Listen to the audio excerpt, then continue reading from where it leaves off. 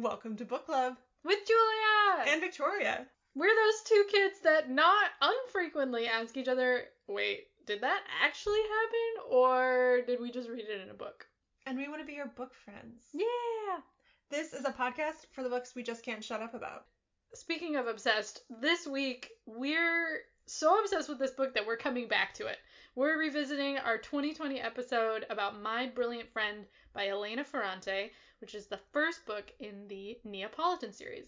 And why are we doing that, Victoria? Yeah, so as many of you are just sitting on the edge of your seats waiting, we are finally recording the fourth and final installment of the Ferrante series. And for our future listeners, and for our current listeners too, we thought it'd be helpful if they weren't spread across, all 4 years of our podcast. Yeah. But instead you could find them all back to back in our feed. We also have some projects going on in the background right now that Julie and I are working on for the show. One of those being that we are archiving some of our back catalog. What do you call that? We're creating the back catalog. Is it back catalog because it's from back then? Or is it like the back catalog because you put it in the back and you said it's not... Sorry, I'll have to get that out of the back if you want it. I think it just means like old episodes. Like back catalog would be like, oh yeah, that's a great question. Did back catalog come from old magazines or like a catalog of things you have in the back of a store? I don't know. This is great. This is really great audio for the listeners. Anyway, so our back catalog, whatever that word means, we are archiving it. So for our members over at buymeacoffee.com/bookclubwithjv, you will start seeing all these archived episodes pop up as available as part of your subscription supporting the show. One reason we're doing this is that Julie and I have grown so much through this podcast. This has been kind of riding the bike as we put the wheels on and just figuring things out as we go. And while every step of the way has got us where we are, we're so proud of the content we've been putting out in the last, I would say, like year and a half or so. Yeah. And some of the older stuff just isn't quite the best representation of what our show is anymore. And we'd hate for someone to like turn away because they found episode 3, which was a fun time, but maybe not the most quality listening experience. Yeah. Mainly because we were recording audio directly into your laptop, among other things. There were so many things wrong with the situation. It was so ridiculous. But yeah. We do really cherish those episodes, and so if you would like to support us, and you want to continue binging everything we've ever recorded, you can go check out our Buy Me a Coffee where those archived episodes are popping up. While we are sort of reconstructing the behind-the-scenes situation, but also in ramping up to the sort of triumphant finale of us actually finishing a series, we are so excited to present to you our discussion of My Brilliant Friend with our brilliant friend, Jessica Campion Park.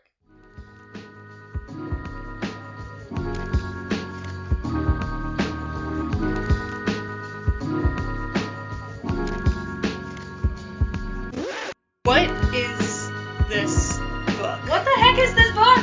What is it? The main thing I got from it was like this sense of feeling seen and validated. Well, why does it have to be this way? This book was placed in my hand for this moment. Insightful, learned a lot, wrote some quotes that I'm ready to like paint on my wall. I love this book! That we just kind of pull out some of the big themes that we see and talk about a few different ones. I apologize if most of my contribution has K-pop references. Alternative book title, The Feminine Mystique Part 2. You were really just gay all along. This week we have a wonderful guest, Jessica. Jessica Campion Park is a friend from here in Chicago. She's a self-proclaimed Elena Ferrante superfan, and she also minored in Italian, which we learned today, which will be really interesting to hear your insight. And you lived there for a little bit as a student, so super cool. Welcome, Jessica. Yeah. Thanks. Woo. Excited to be here. We haven't had a guest in a little while. Yeah, it's been a minute. Well, we did our Christmas. We did Christmas episodes with our family. Yeah. That was fun. This week we are talking about My Brilliant Friend by Elena Ferrante, which is our first book that we've done on the podcast in translation, which is super exciting. It was originally written in Italian. The author is actually anonymous. Elena Ferrante is a pseudonym, and she's been active writing since 1992. This book is part of the Neapolitan novels. It was the first one, and it came out in English in 2012. And then every year after that, for 4 years, was another novel, which is insane how fast. Because they're so long. That these were cranked out. Like, writing them, getting them translated, getting them published. Insane. It almost makes me wonder, like, if she had them all done first. That's my gut. My gut is that she had them done. The way they flow and the way that the books interact with each other, okay. I'm not sure I see how it could have been done that way. So to clarify, you have read I've read all four. Okay. I've read all four, and I will be doing my best to not spoil any of the next 3 books. Yeah. And then I'm on book 2. Victoria's finished book 1. So we're all in slightly different places. But yes. Yeah, so book 2, The Story of a New Name, came out in 2013. Those Who Leave and Those Who Stay in 2014. And then the final book, The Story of the Lost Child, in 2015. There isn't a lot known about the author. There's been some people who've done research to try to dig up who the author is, which seems pretty invasive to me. There was an Italian investigative reporter who published an article back in 2016 that tried to reveal her identity using like financial records related to like real estate sales and royalty payments, and like narrowed in on a person. And then this other like research group out of university, which I'm like, okay, who is funding you to invade someone's life? But they did a textual analysis of all these Italian authors and identified the person who was previously identified by the journalist, identified her husband. But then she's also been known to edit a lot of his work, so it's like, did her writing influence mean something there? And then Elena Ferrante, through her publisher, dismissed the suggestion that she is a man.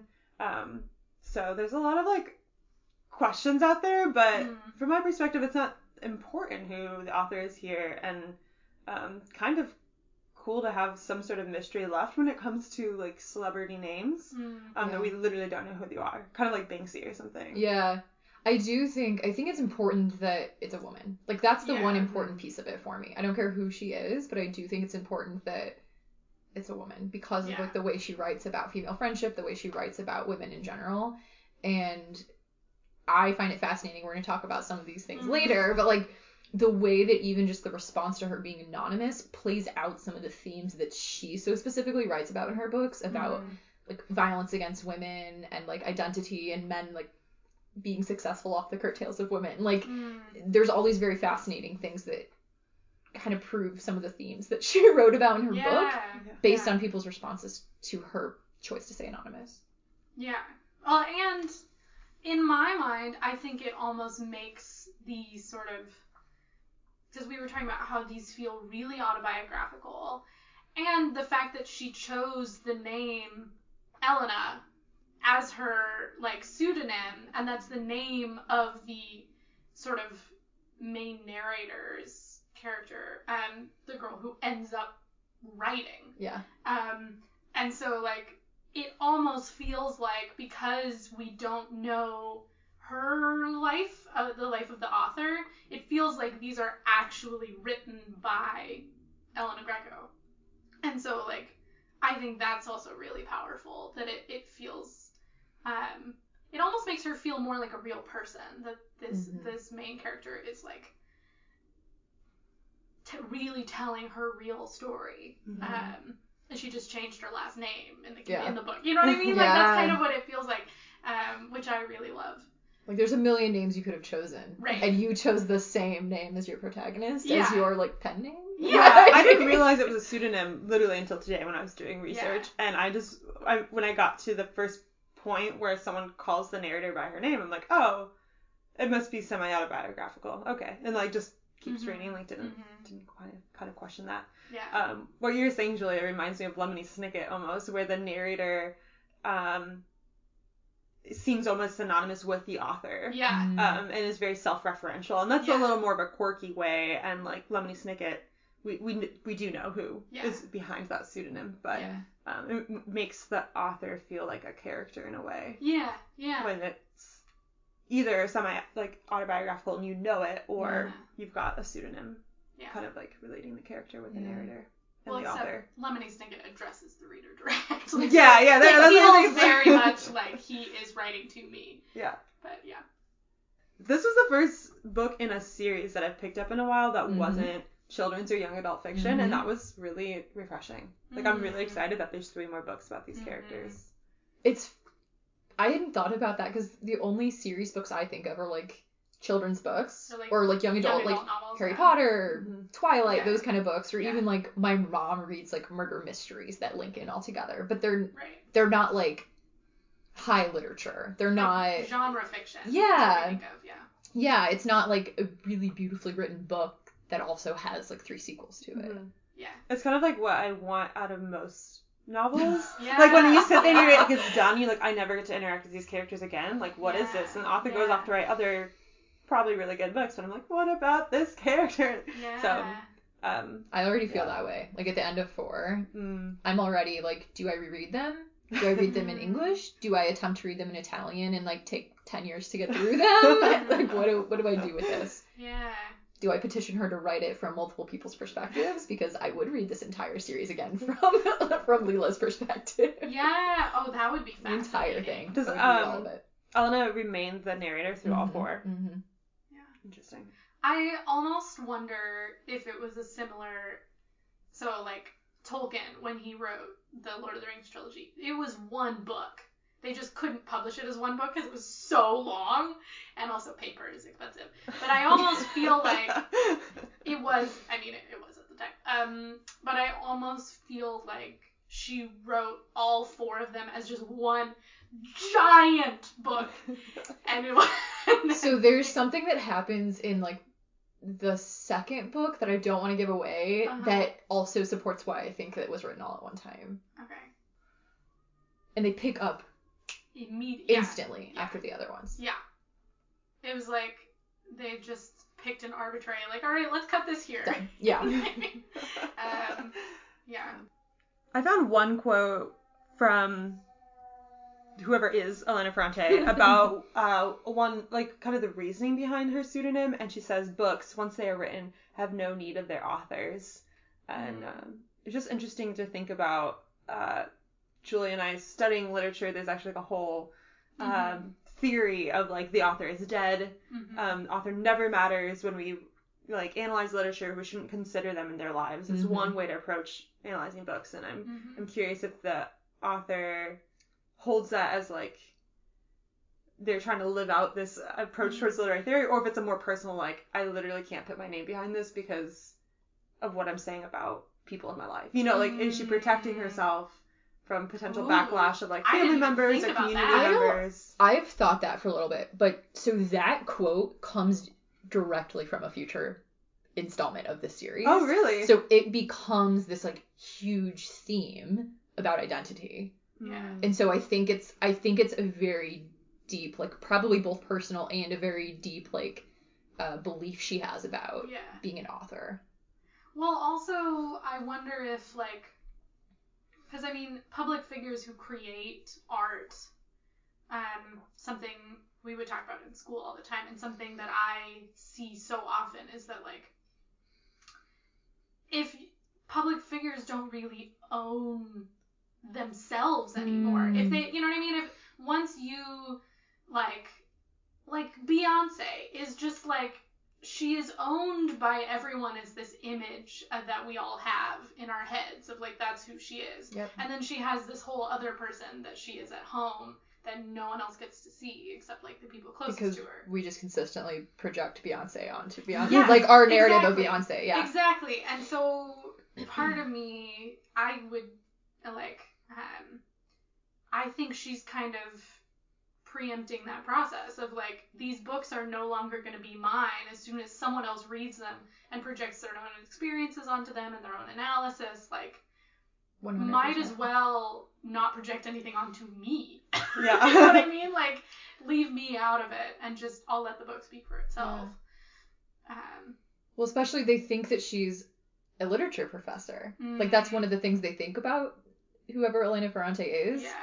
And so, like, that would completely upend your life. And, like, Italy isn't a huge place. Like, it's not a ginormous country. Like, it would absolutely, like, someone of her esteem would have a lot projected onto her, would have a lot put on her as, like, a figure, a large literary figure. Yeah. That she now gets to avoid. Right. Yeah. She gets to continue on living her life, bringing in these massive royalty checks. I mean, can you imagine, like how much HBO money she's getting, or like the Italian cinema people who are making it, like, wow, like those international royalties. Ka-ching! Yeah, like the kind of would you rather question, like, would you rather be rich or famous? She's like, I will be rich. I will not be famous. But I wonder if she lets anyone in on that. Is she the like, clearly she and her publisher know, but, like, does her partner know? Does her closest friend know? Does her family know? That would be really... Who gets to be in the inner circle? Interesting. Well, I feel like if you're close enough, if it's someone close enough to her in her life and she just suddenly has this, like, really massive house in the country, you know what I mean? Like, if she starts having a bunch of money, like, oh, I have a house in Sorrento now, and, like, on the Amalfi Coast. You would notice if you were close to her. I feel like, because we've talked about the author so much, I will just give a brief summary of what this book is about before we get into it, because, like, we're like, who, you know, we've talked so much about the character and the author, so, essentially, My Brilliant Friend is, it's written from the first person's perspective of Elena Greco, but it's really about, both Elena Greco and her lifelong friend. They have a bit of a contentious relationship often, but whose name is, what's her full name? Raffaella Cerullo. Raffaella Cerullo, but she's called Cerullo. Maybe Cerullo, yeah.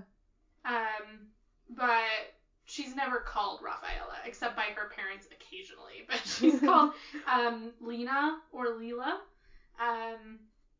And it's really about both of them. So they grow up in a poor neighborhood in Naples. Just in, like, the 50s, right? It starts in the 50s. It's right after World War II.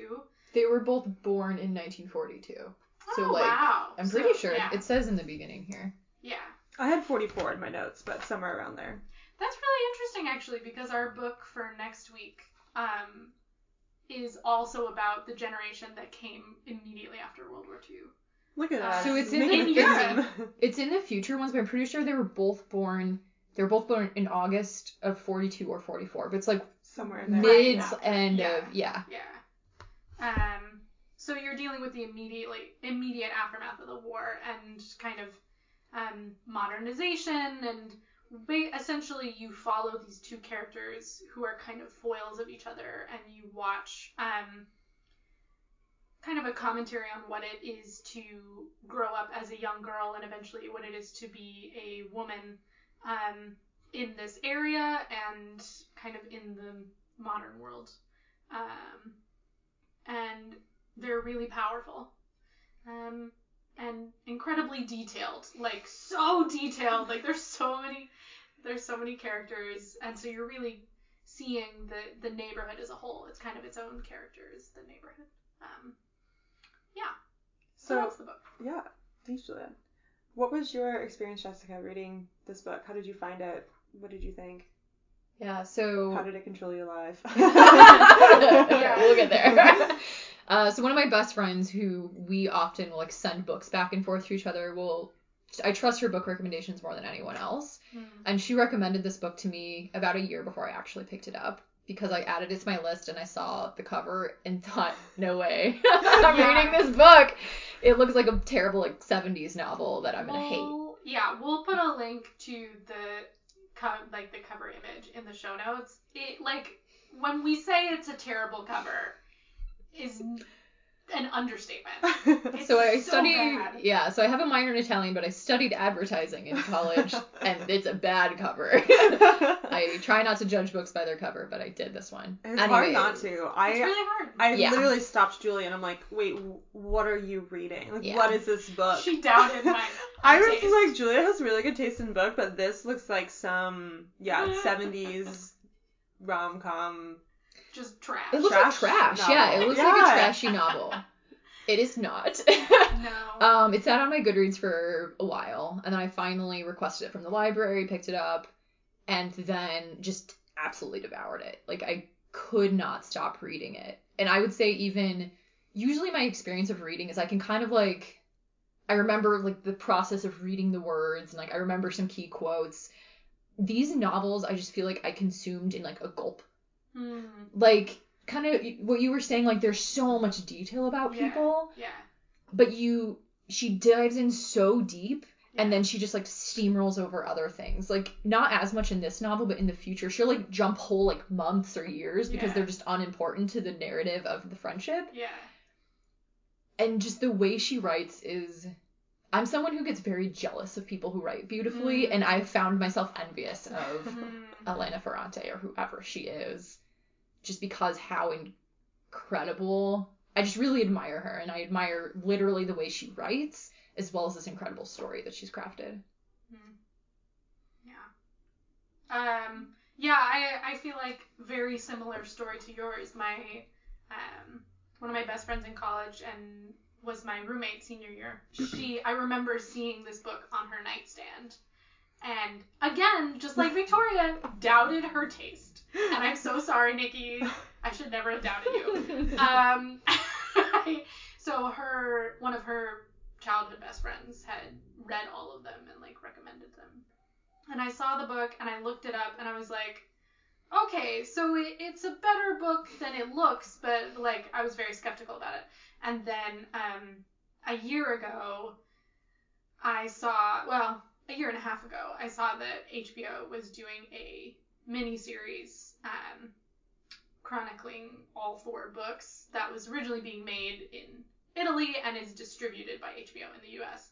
And that they had a deal for all 4 seasons already. And I was like, that's what really motivated me to read it, because I thought, like, oh, HBO's going to do an amazing job with this. I want to have already read the book. And so I read this last fall. And I felt like everyone and their mother read it last fall. Like, I remember having conversations at Christmas of everyone who had just read it, and it was very fresh, and we were like, ah! And at work, we did, like, a book swap. I worked at, like, a literary nonprofit, and 2 different people brought this book to donate. So, it took me a while. I'm not gonna lie. Bigger books like this that are more dense, I do read more slowly. But it was always very engaging, and I always wanted to read more, even if it was just a little bit every day. But yeah, I couldn't read it very fast. Yeah. I had a little bit of a difficult time getting into it, mainly for the violence aspect. And pretty early in the book, the narrator says, I feel no nostalgia for our childhood. It was full of violence, and that's, like, almost an understatement. The whole first section, which is their childhood, is, like, dark and a lot of, like, violence, both imagined and real. People, like, almost dying, being injured. There's, like, adultery cases and all this stuff going on, and they're, like, 9. You know, they're really young for some of this to be happening. And for, you know, imagining a narrator who can remember it so vividly to write about it as an adult must have been, like, pretty traumatic. And once I got into it farther, though, especially hitting the adolescence chapter, I think that's where it really, or section, is where it really took off for me personally, and then I couldn't stop reading it. So. And I know I've had a few people tell me that, like, the violence, it was really hard for them to move past the violence. And that's how I am, like, visually. If I see violence, I usually just stop. Like, I just don't watch that movie. I don't watch that show. And there's something about reading it that didn't bother me as much. And also, we've talked about this, like, I studied Italian in college, and I knew, unfortunately, how violent and misogynistic the culture was, especially post-World War II, and sometimes, unfortunately, even to this day. So I think maybe I had already known that, and I was prepared for that. Yeah. A little bit. I think what felt most violent was how almost casual some of these encounters were. Yeah. It's not, like, gory details that is disturbing. It's not, like, talking in, like, massive detail about, like, blood or, I don't know, crazy things. It's just, like... It was a Tuesday. Yeah. That's what happened on Tuesday. Mm-hmm. And then our lives went on. Yeah. And that makes it worse. The only time that I was really taken aback by the violence, I think because I just didn't really visualize most of it,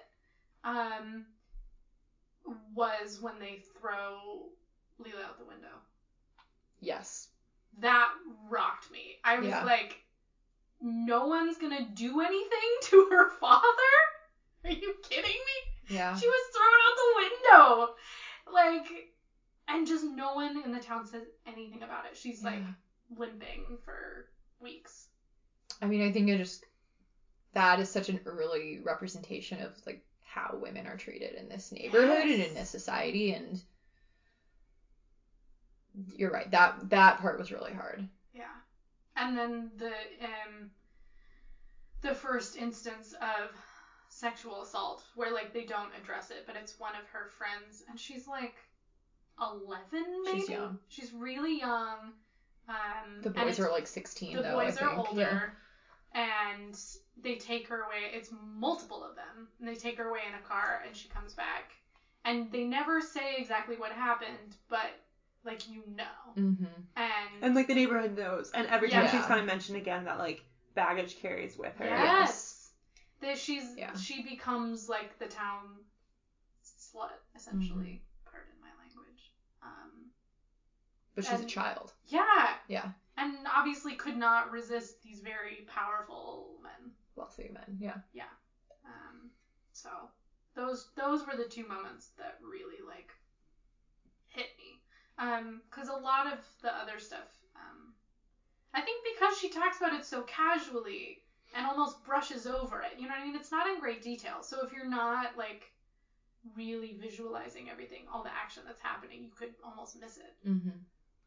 That was at least for me. But yeah, it is hard, and I think the show does a good job of like giving you just enough, so that you can feel the weight of how violent this culture is against women without feeling too overwhelmed by the pain of it. Because I think if they really represented everything that happened, you just couldn't watch it. Yeah. Do you know if the director and producer of the show are also female? Okay, writing credits were given to the director, Severo Costanzo. Also Elena Ferrante. I don't know if she was actually involved with the writing of the script or if they just credited her because she wrote the novel. Usually adapted screenplays, the original author gets a writing credit. And then Laura Paolucci and Francesco Piccolo. So it's like a mix. Yeah. Okay. Yeah. And they're credited on all 9 episodes, so it doesn't seem like there was different episode writers, but maybe they were like a writing group. That makes sense. So we've talked a bit about like how the book addresses violence against women in the culture. I think a question that you brought up, Jessica, is like, is there a protagonist to this book? And that was actually something I'd never thought about before, but I find really interesting. Is like, because like just because Elena Greco is the one who has all the opportunities that put her into a place where she can now write this story and tell this story. She's the one who finds a way to have a voice in her culture. But she chooses not to just make it about her. She chooses to include not only her story, but the story of her sort of opposite, but also her better in some ways. You know what I mean? This is the story about like, I'm the one who was successful, but this is the woman who should have been successful. Yeah. And that's like, woof. Yeah. Like, what an incredible choice to be like, you're reading my words right now, but you should really be reading about her. Yeah. But she doesn't write it from Leela's perspective because Leela isn't given a voice in her culture, just due to circumstances and like small decisions that various men make in her life that prevent her from becoming what she's really capable of. Because my brilliant friend refers to Leela, and she's a genius. She teaches herself to read. Yeah. Like, what? It's not even in her own spoken language. Because you were talking about yeah, dialect. so like there's dialect is not necessarily, as I understand it, dialect is not written. Okay. Written Italian is what they call in the book Italian, or what you would think of like Italiano. And it's more of like true like literature is written in Italian. That's what Elena studies in school. That's what Leela teaches herself. Mm-hmm. It's not what she's hearing every day in the neighborhood. Mm-hmm. It's, for all intents and purposes, kind of a different language. Because Yeah. they're very clear. And that's something I am interested to pick up the Italian, not like the Italian versions of these and see. They very specifically say, and then like Leela said this in dialect. They call it out very specifically, and I'm wondering if in the Italian version they just switch back and forth between Italian and dialect, or if they call it out. And then she switched to dialect and said blah blah blah. I'm kind of imagining it just goes back and forth. It's just Italian and dialect. And they don't call it out. But because like of the culture that it was translated into, like we have to understand that this is a different quote unquote like language being spoken. Yeah. I thought about that when I was reading the scene where she's learning English, and how much work the translator had to do to make that scene work, because you're reading it in English and you're trying to understand the difficulty she's having learning the language and then like using it, and it's, I don't know, it's a very interesting read. It's my first book in a while that I've read in translation, and honestly that's like the biggest gap I think in my formal education, especially in college, was that I didn't read much that wasn't originally in English. So it's really interesting to think about like the choices that were made there, which I didn't even mention the translator, Anne Goldstein. I was just reading the little back part of the book. She is the head of copy department at the New Yorker, and she has translated all of Elena Ferrante's previous novels, as well as novels by other Italian authors. What an honor. Yeah. That's a cool gig. Can you imagine like that showing up at your door and like you get the pleasure of devouring this novel and translating it for people in your culture to appreciate? Yeah. I'm actually curious because I'm realizing now that I like relate with one of the characters more than another, but I'm realizing that I might just be assuming that we all relate to the same characters. Yeah. Do you have like a character that you relate to more? Elena reminds me of my mom, actually. Interesting. I don't relate to either of them personally, but particularly when I saw her in the show, I was like, oh my god, that's my mom. Yeah. She like, because she's so unsure of herself, but has this like somehow has this driving force behind her, pushing her forward, and like keeps studying, and I feel like that's kind of how my mom always was just like, knowledge was just so, she just needed more. Yeah, I don't know, something about her personality just really reminded me of her. And just the way that like, she didn't necessarily pick things up really naturally, because I think that's something that's an important distinction, is like, Leela just knows things. Like, she just reads a book and knows it, understands it, whereas Elena has to like study all the time in order to get good grades. Yeah. And that's how my mom always was. So. I identified more with Elena in between them in their relationship, as far as sometimes more of the follower. Yes. Yeah. I, in different periods of my life, have had that, best friend who they're the instigator. They're the one that's going to like challenge you and challenge me. And I think, I related with that the most. And that makes sense. I think there was one bit when when Elena gets back from her summer at the beach house, and she meets up with Leela for the first time, and they get in Stefano's car, but like it's because like Stefano and Leela have a thing for each other, but they can't be public about it, so like Elena's there kind of as like a third wheel to make it seem okay, like a chaperone almost. Yeah. It's a group now. Yeah, it's okay. It's a group outing. It's a group date. She says, "I'm scared, Leela." And Leela says back, "Do you remember how many things we've done that scared you? I waited for you on purpose." And I feel like that tended to be me, the more like nervous, scared one. But like the friends, like my friends would be like, "No, we're doing this. This is what we're doing." And I like resonated with that. I'm curious to see how Elena's character grows. Being that I haven't read the other ones, because, like, in my later adolescence and definitely into my adulthood, very much, like, became less afraid and more outgoing, and, like, I'm curious if she has a similar or different trajectory than that. Yeah, I would say in this novel, I very much related to Elena, and as it moves forward, I continue to, like, not relate to either of them.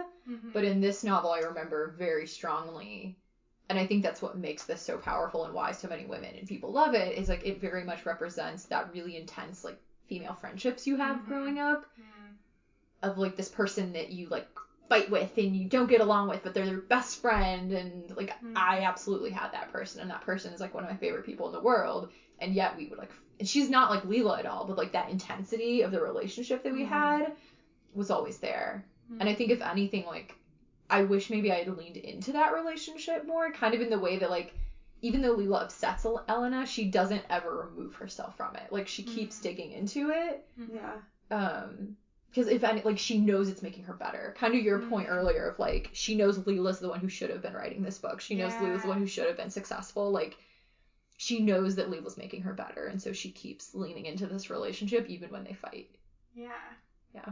I mean, I think the thing that was represented so incredibly well, the part of their relationship that I did relate to, is kind of, like, the relationship between smart women. You know what I mean? So, like, who they're known for being smart, and they're, like, at the top of their class or whatever, and that kind of, like, it's a little uncomfortable sometimes to, like, both be smart in different ways, and so you're like competing with each other. That's but also you're each other's best allies. But you're also, there's this thing of, like, if you're, like, there can only be one in a way culturally, right? Well, especially in the neighborhood. Like, there can only be one smart one. There can only be, like, one successful one.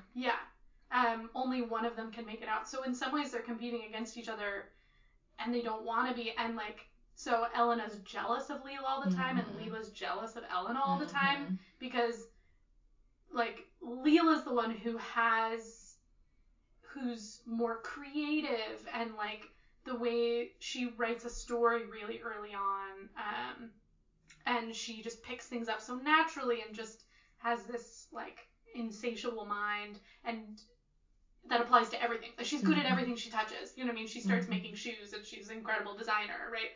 Whereas, like, Elena, has very different, is also very smart, but is more, like, studious and thoughtful, but is the one and who I think ends she's up being the rule successful. follower. That's why I related to her. Is like, I'm 100% a rule follower. Yeah. And she is good at the school system, and that's one thing I related to, is that, like, the American education system was built in a way for people like me particularly to excel. It doesn't mean that I'm, like, incredibly brilliant or anything. It's just, like, I was socialized at a young age and very comfortable being quiet and listening, and that makes it easier to excel. But also, because you post about this on Insta a lot, that you're a 3. Yeah. And I'm a 3. Enneagram talk here. Yeah, we're 3's on the Enneagram, and so, like, also we're so driven for success. You're an 8. I'm not familiar with a ton of 8s.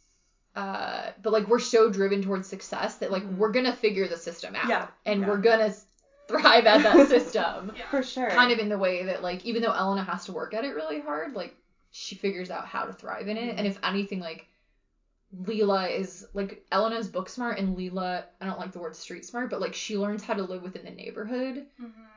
And, like, in this novel, and it continues for the rest of the series, like, learns more how to be, like, successful in the neighborhood, where Elena isn't as successful in the neighborhood because she has to be single-minded and, like, so focused on her education. Well, so Leela's main storyline is, like, she's not allowed to continue her education, so she educates herself, and which sort of pushes Elena. But then also, if you don't continue an education, you're expected to get married very young.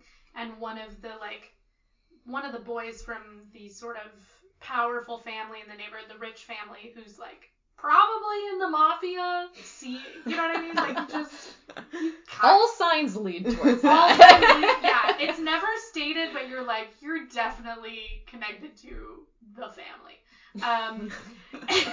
So he's like really, really interested in her, and she's not, but like she figures out a way to work to like break the system so that she has to pull in another guy to basically like counteract who's one of the other rich families to like counteract him, and the way that she manipulates that is really smart, and I don't think Elena would have been able to do that. No. Well, and like Leela's very aware of how little power she has within the neighborhood, but how much she should have, and so she like leverages the men in her life. Yeah. Like, although men take advantage of her and men like do wrong by her and hold her back, like she also leverages that power for herself to get as much as she can. Yeah. Yeah. Which is impressive. That's another thing where I'm just like, how? Like, you could have been like president someday. Like, you just like the way you manipulate situations to like make everyone think that they're doing what they want to do, but actually you're the one who told them to do it in your own way. Mm-hmm. Yeah. I've always been impressed by that type of skill. Like, that's an impressive, sometimes manipulative, often manipulative, especially in Leela's case, but. And then in some ways, what's really beautiful then is like you get this sense from Leela that like she doesn't feel like any of her relationships are real except for the one she has with Elena, because Elena sticks with her no matter what she does to her. Mm-hmm. And like they have this kind of understanding of like, you're the only one who can pick up on what I'm doing. Mm-hmm. And so Elena sees what she's doing, and she just doesn't say anything about it. And that so Leela continues. Feels safe with her. I won't give anything away, but like that continues. Yeah. And even like in this novel, Leela already talks about how, I think it's actually like when they talk about her as like in her 50s, 60s, this idea of like the boundaries dissipating and like there's no boundaries on things. Like she gets very lost in the point of like none of her relationships feel real. She doesn't even feel real sometimes. And Elena's the person who makes her like feel real, who gives her boundaries. Yeah. Okay, I did want to talk about that because it's the one part of the book that I'm like, what is going on here? It feels kind of like mystical, maybe a little fantasy, kind of like... Because that's how you're introduced in the book. The spiritual level of like... Elena talks about like the first time that Leela felt this, like, boundaries disappearing. Was it on the rooftop during the fireworks? Was that the first time that happened? Yeah. I think it's the first time she talks about it, but I don't think it's the first time she actually experienced it, is what I perceived it as. It's the other way around. She talks about it at the very beginning when she's an old woman and she disappears. But and she mentions it multiple times of this feeling that she had, but the first time it happens in her life was that fireworks. There. Yeah. So this is like we're going through all my different educational things. So I also have a master's in social work, and so I have a lens of like a mental health lens. I very much think she has a mental health condition, whether that be bipolar disorder, which would fit with some of her other personality traits, or maybe it is just like a form, like she grew up with a lot of trauma. Yeah. Maybe it's just an output of her trauma. But I never read a mystical lens on it. I always read a mental health lens on it. Yeah. The way they portray it in the show made a lot more sense to me because it was a visual representation of that feeling, and I was like, oh yeah, I know that feeling. Where basically it's like those scenes in movies where everything slows down except the person, and the noise gets kind of dim and it's just kind of this chaos, but then there's this music over the top. And you feel like you're the only one there, and everything gets kind of blurry and slow, and you're just like, what is happening? Yeah, that's how they represent it visually. So that sounds more so than in alignment with this idea that Leela is so incredibly intelligent that she oversees everything, and she like can see connections between things that other people are incapable of seeing. Because I think it's in this novel, she like all of a sudden goes off onto like different like political landscapes, and like she just like goes off, and Elena's like, what? Like, I'm just trying to like learn Latin and you're like fully caught up on all of the political intricacies of the neighborhood. Well, I wonder if it's like an expression of that feeling of that, like, at least that's how I get it here. It feels different to me as the novels progress, which is why I can kind of gain more belief in the mental health thing. But it sounds like the way they portrayed it in the show is more of a, because the way when I feel that way is when I have a sense of awe of like I'm so like in this moment that like everything is just like you're really zoomed out. Yeah, that's kind of the way you're describing the way the show presents it is like a sense of awe. Yeah, is suddenly she realizes like she sees the whole system. That is basically what's happening. Is she understands like these boys doing what they're doing right now, committing these acts of violence against each other, is a result of the aftermath of the war and the way politics is developing and the influence of like powerful crime families and the intersections of gender and money and like all these things. Like what is happening right now is inevitable in a way, and just this sense of like I can see it all and I can't do anything about it. Yeah. Is the my understanding of that, like, the way she feels is like I actually really related to that aspect of her personality. I was like, oh yeah, I know exactly what that feels like. Is like this where everything kind of starts to dissolve and you sort of see the big picture, but you're stuck as a single human being.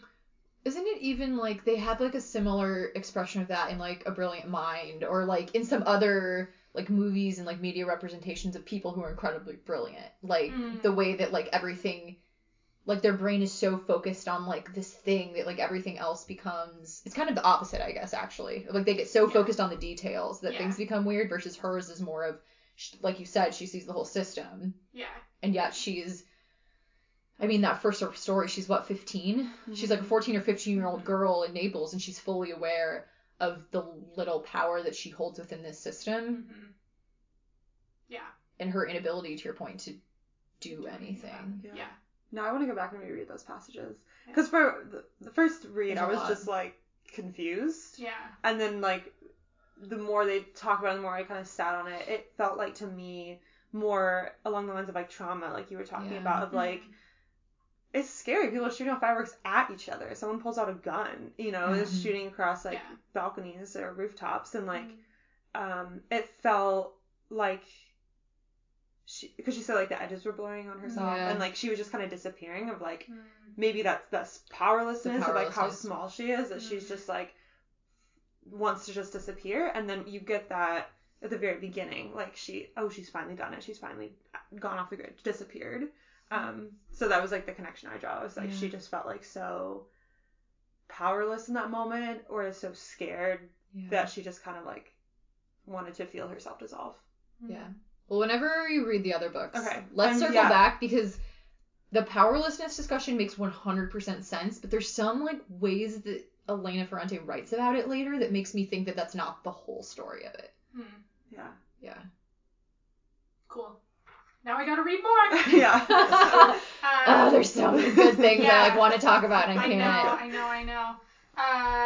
Let's talk about the men in the book. Ugh.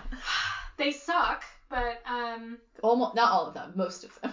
The only one who doesn't suck is Enzo, and he's such a minor character in the first book. I know. When you guys were like, Enzo's so great, I'm like, racking my brain. I'm like, which one is Enzo? Okay, but the reason he's just this sort of hovering presence in the first book, and he's more prominent in the second, but like, and he becomes more important. So, but he's this figure is he like 2 years older than them? How much older is he?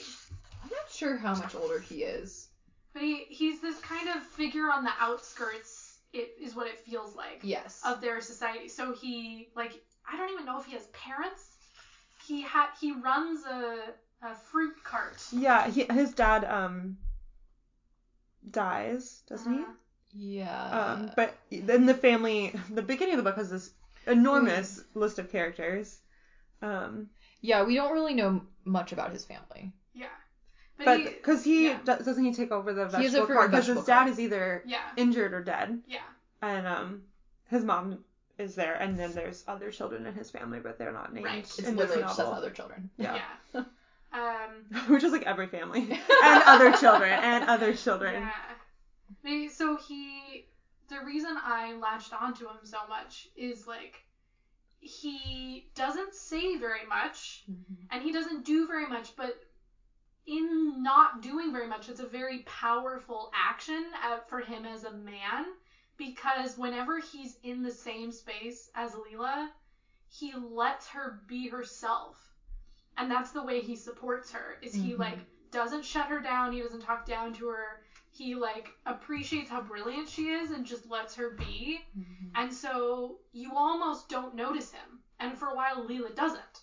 You know what I mean? Because he doesn't, like, say much the way the other men that she's constantly having to battle say things. You know what I mean? But he just doesn't have a big ego. And and it's so incredible. And I'm just like, yes. I'm so glad this character is in here, because it feels like a safe space for her that she doesn't fully appreciate for a long time.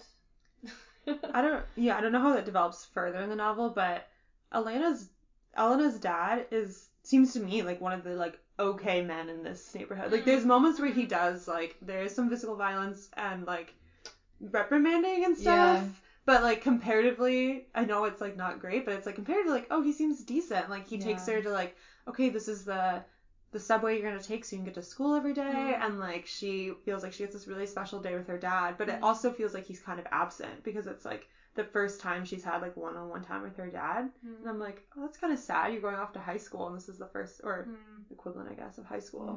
Kind of the first time you've had, like, a special day with just your dad. I mean, that's a, like, post-World War II. Like, that was happening in the U.S. too. That's for not, like, sure. just a post-World War II Italy thing. But he is supportive, relatively, of her education in a way other fathers aren't.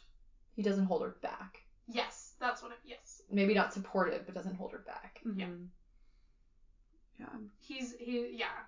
Because the other fathers, particularly Leela's father, are, like, almost insulted by her intelligence and her desire to learn more and progress further in her career. Like, she's not allowed to be smarter than her dad or something. I feel like as a reader, I was equally betrayed, maybe not equally, but I was so betrayed by Donato Serratore. Is that how you say it? Serratore. Donato? You liked him? Donato, sorry. At first? I am a gullible reader, and I am taken in by charming characters as... God, I hated him the minute he was charming. I was like, shut up, go away. He seemed like the first engaged father we saw in this entire novel, though. I would agree That's with that. why he was deceptive to me. Oh, He comes to the beach. I was concerned when Nino was like, what the heck, I don't want anything to do with my father. I'm like, that's probably not a good thing, but I didn't know, is that a Nino thing? Is it a Donato thing? Obviously, he's had a mixed past because he's like, stories have gone around that he was like, had a romantic fling with another woman, and that's why they moved out of the neighborhood. But he reads the paper and he seems so charming, and then you find out he's reading his own articles that he wrote, and you're like, well, that's so, like, narcissistic. And then he sexually abuses Elena, and you're just like, oh my gosh, that was so horrible to read. And then you get it. You're like, oh my gosh, this is why Nino's like, I never want to be my father. Yeah. He uses his charm to get whatever. So it's a different tactic. You know what I mean? The rest of the men in her life use brute force. But just because he's the opposite end of the coin, it seems initially like, wow, what an incredible change. But he's achieving the same ends. Yeah. He sleeps with whoever he wants. He achieves. And he's still success. damaging people along the way. Of It's course. just a different type of damage. You're not smashing people's faces in, you're destroying their inner lives. And then I feel so bad for his wife, who's just like, doesn't seem to have another option, than to stay with this person who keeps cheating on her. Yeah. And in some ways, she probably thinks to herself, like, at least he doesn't hit me. You know what I mean? Like, he seems like the better option. In her circle. Yeah.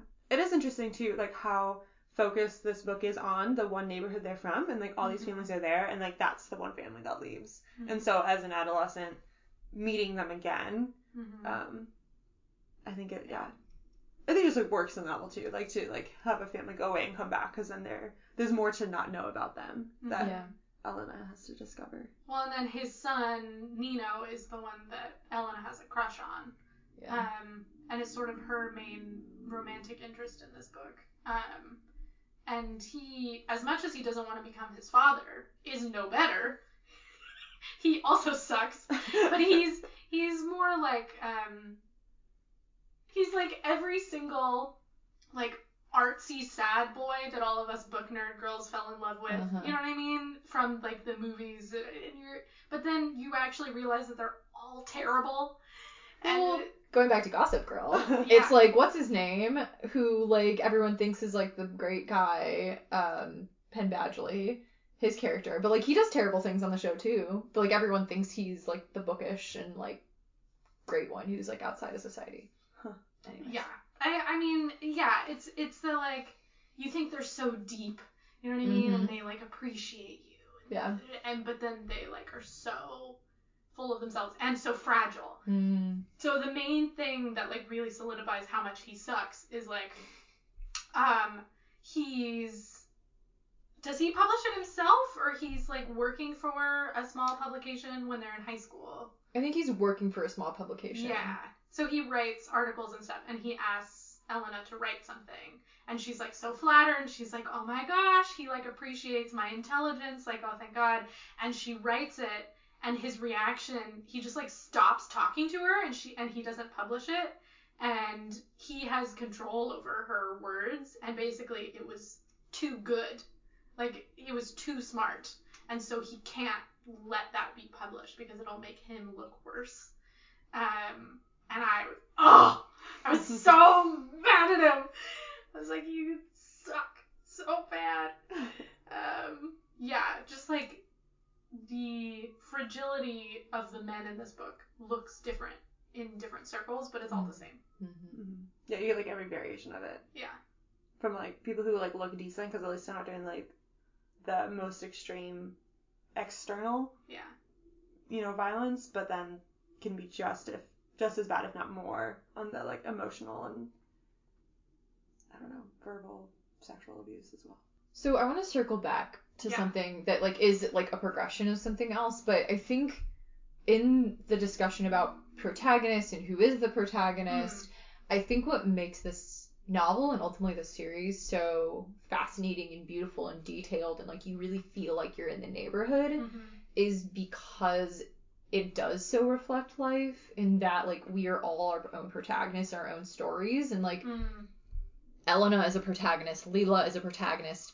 There's parts of it Enzo becomes a protagonist. Like there's these moments where you learn so much about these people and they're doing all these positive and negative things that it does like it is more like life. Like it's just so beautifully bringing to life this entire neighborhood and all of the dysfunction and beauty and violence, and it just brings to life every part of it in a way that like you don't need one hero because we're getting so many glimpses into all of these different stories.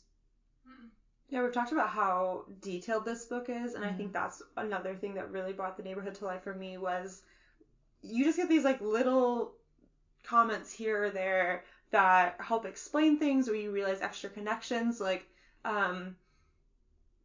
the Melina, the kind of quote unquote mad widow who like is really like depressed and dealing with like a lot of like mental health issues after being left by her lover, and her husband has been killed or died or put in jail, something like that. But she's related to Leela. They're like a cousin of some sort. And so Melina happens to be around more often, and like just knowing like, oh right, like it's not just like this family and that family and this family and they live in the same neighborhood, but like everyday life, it's like our connections are always like multiple ways, and those continue to grow. Like they grow throughout each novel and they grow over like the series. Yeah. Which it makes it even more like, who is the protagonist here?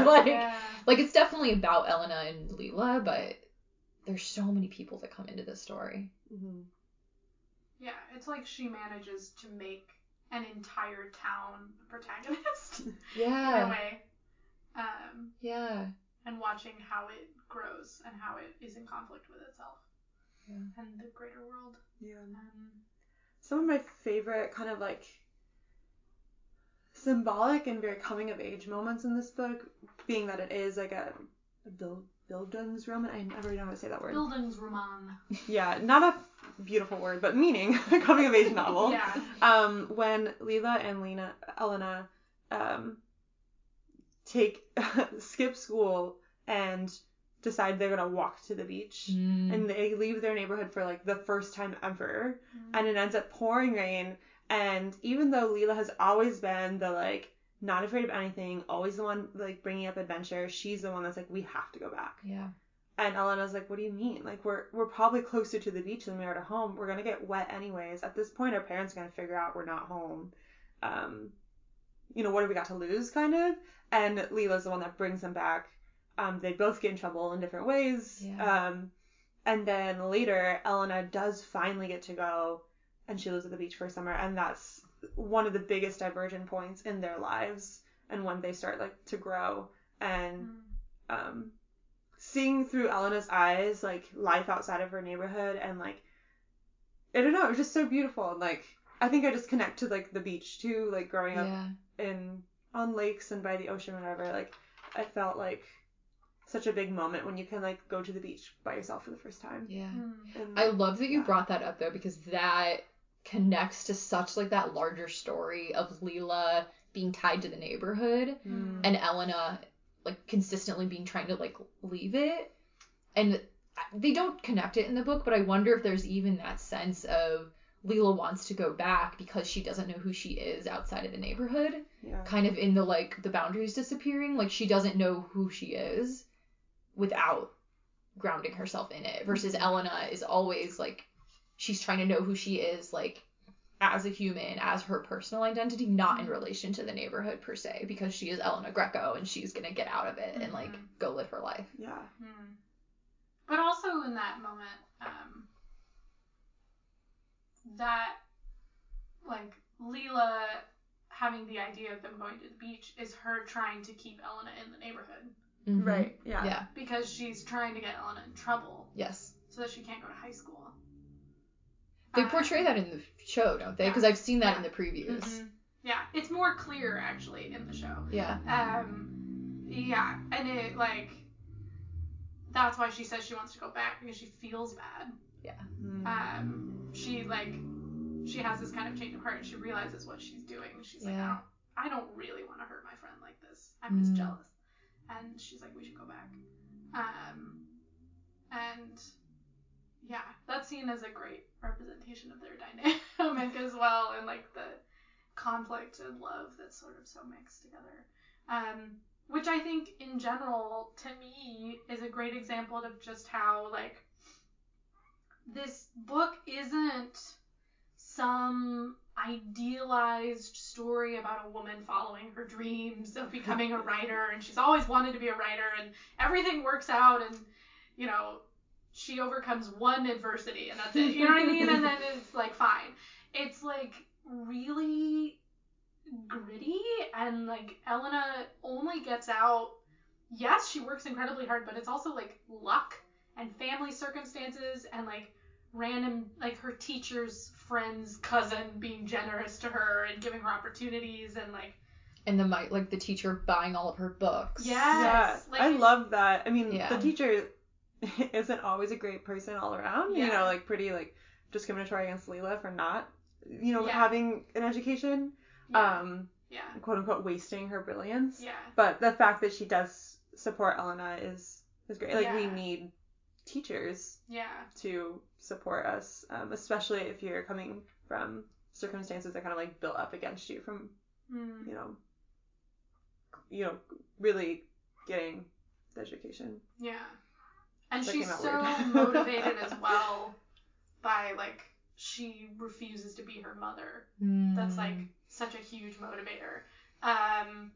Which I think is, like, something every generation of women struggles with. Is, like, I don't want to be you. Yeah.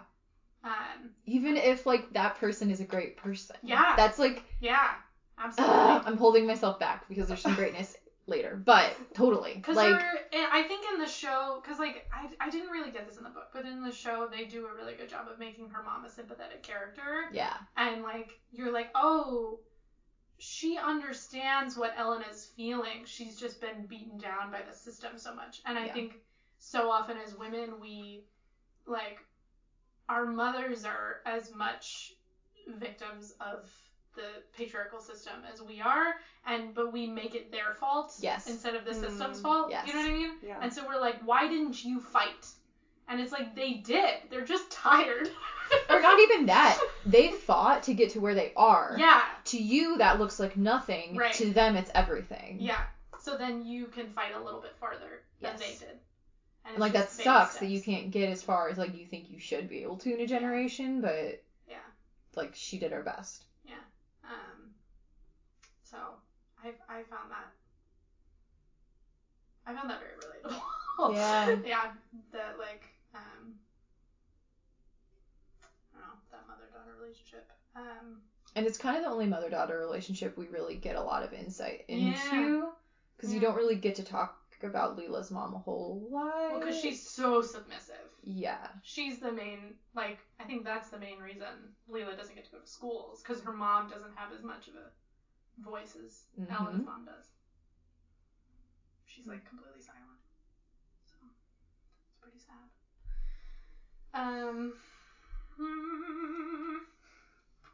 I think if people take nothing else away from the discussion we've had is that this book that looks like 1970s like romantic trash is actually like such an in-depth look at this really gritty neighborhood and incredible friendship that 100% deserves your time. I think that's like my like if anyone walks away like please give this book a chance. Yeah. Because it's incredible. Yeah. And I think if you like are overwhelmed by the characters, maybe watch the show first so then you have a visual representation of who they are. Because I find that I think it's helpful to be able to see them. Because even the way the actresses who portray the characters visually look very, very different as well, which I found really interesting. It even plays into like possibly a discussion of colorism. Yep. Leela is much darker complexion and black hair, and Ellen is like blonde. Yeah.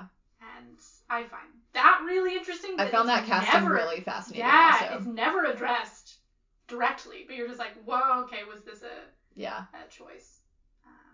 Interesting. And it just kind of adds to all those different like determinants that make you succeed or not that aren't necessarily within your control.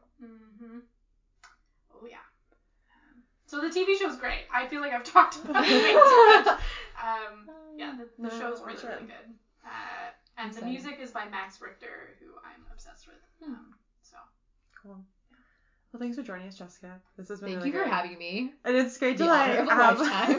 Yes. like a designated like we're gonna talk about this book for a very long time because I feel like it's come up a couple times or like you saw that I posted on Instagram or whatever, and I'm just like, I need to go talk about it with people. Well, and I'm going to make you sit down and talk with me again. Yeah. Once you finish the other books, because I have so much I want to talk about. For sure, Yeah. we will do it. Yeah. Okay, so for people who enjoyed this book, what would you recommend they read next?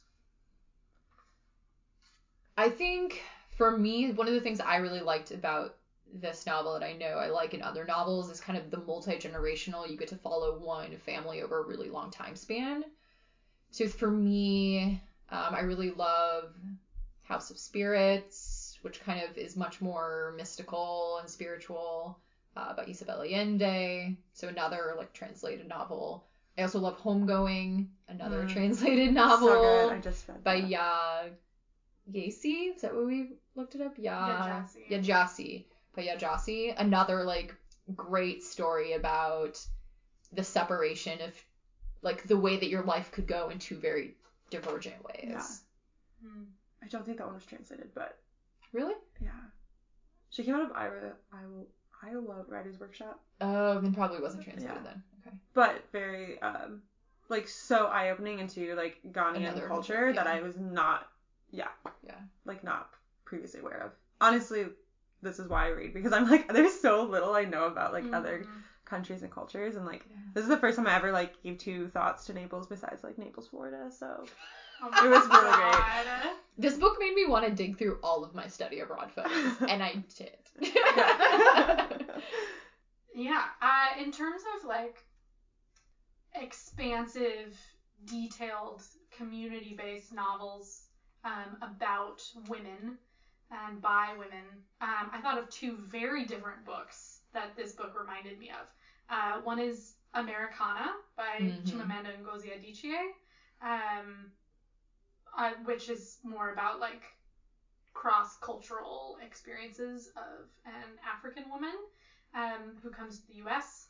And then Middlemarch by George Eliot, who is actually a woman. That is a pseudonym.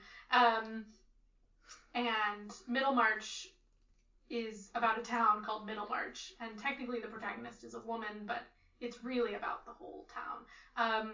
But it's much more like, yes, she is she indicts the political and social structures, but she also makes it much more romanticized, and the main character, sort of the Elena equivalent, is much less angry than she should be, and ends up with Nino. I won't tell you who it is, but Nino equivalent. The Nino equivalent is who she ends up with, which I think is a bad choice. So I had a hard time coming up with recommendations this week that I haven't already given. When I think of like coming of age novels, especially about like a woman who becomes a writer, I first think of Little Women, so go read that. Listen to Julia and her brother's episode on it, because it's super fun.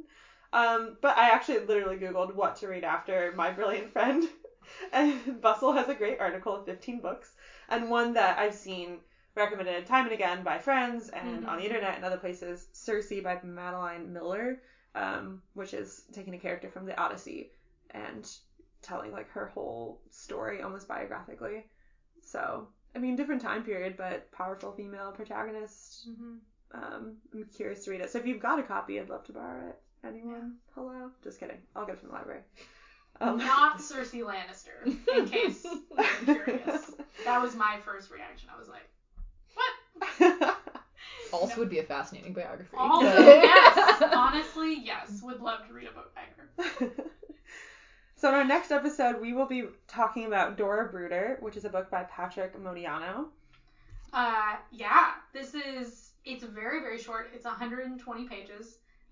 Which is why I picked it. Well, yeah, it's... just kidding. Julia likes it too. I'm obsessed with it. I just reread it yesterday. And woof!